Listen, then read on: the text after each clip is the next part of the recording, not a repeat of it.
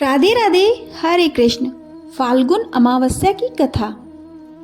हिंदू पंचांग के अनुसार फाल्गुन महीना साल का अंतिम महीना होता है।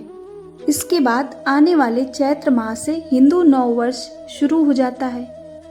फाल्गुन माह के कृष्ण पक्ष की अंतिम तिथि को फाल्गुन अमावस्या मनाते हैं। फाल्गुन अमावस्या महाशिवरात्रि के पर्व के बाद आती है और हिंदू वर्ष की अंतिम अमावस्या होती है।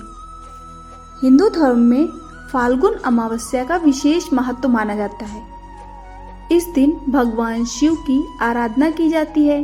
फाल्गुन अमावस्या को पवित्र नदी जैसे गंगा आदि में स्नान करने और स्नान के बाद दान करने से पुण्य फलों की प्राप्ति होती है। साथ ही फाल्गुन अमावस्या पितरों का तर्पण, पिंडदान और श्राद्ध करने के लिए सबसे उत्तम मानी जाती है। फाल्गुन अमावस्या पर स्नान दान के साथ ही व्रत कथा का पाठ करना बहुत फलदायी माना गया है। ऐसी मान्यता है कि फाल्गुन अमावस्या की व्रत कथा का पाठ करने से सभी मनोकामनाएं पूरी होती हैं। ऐसे में आइए जानते हैं फाल्गुन अमावस्या की व्रत कथा। फाल्गुन अमावस्या की कथा के अनुसार एक बार ऋषि दुर्वासा इंद्रदेव और अन्य देवताओं पर नाराज हो गए। इसके बाद उन्होंने इंद्रदेव और दूसरे देवताओं को श्राप दे दिया था। ऋषि दुर्वासा के श्राप से सभी देवता कमजोर हो गए। असुरों ने इस पल का फायदा उठाया और इंद्रलोक पर आक्रमण कर दिया। देवताओं के अशक्त होने से असुर युद्ध जीत गए। असुरों से हारने के बाद सभी देवता मदद के लिए जगत के पालनहार भगवान श्री हरि विष्णु के पास गए। उस समय श्री हरि विष्णु ने सभी देवताओं की बात सुनी और दैत्यों के साथ मिलकर समुद्र मंथन करने की सलाह दी। सभी देवताओं ने समुद्र मंथन करने के लिए असुरों से बात की और उनको इसके लिए राजी किया।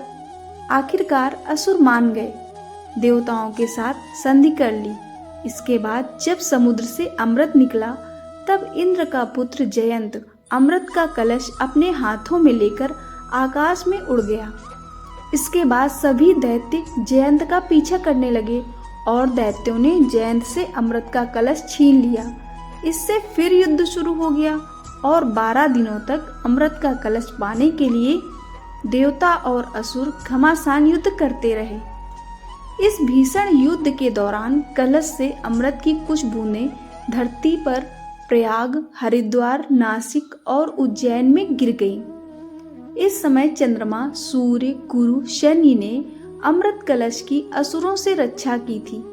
इधर जब यह कलय बढ़ने लगा तब भगवान विष्णु ने मोहिनी का रूप रखकर असुरों का ध्यान भटकाते हुए देवताओं को छल से अमृत पान करा दिया। तब से ही अमावस्या की तिथि पर इन जगहों पर स्नान करना बहुत शुभ माना जाता है। आपको यह जानकारी पसंद आई हो तो वीडियो को लाइक, शेयर और चैनल को सब्सक्राइब करें। धन्यवाद।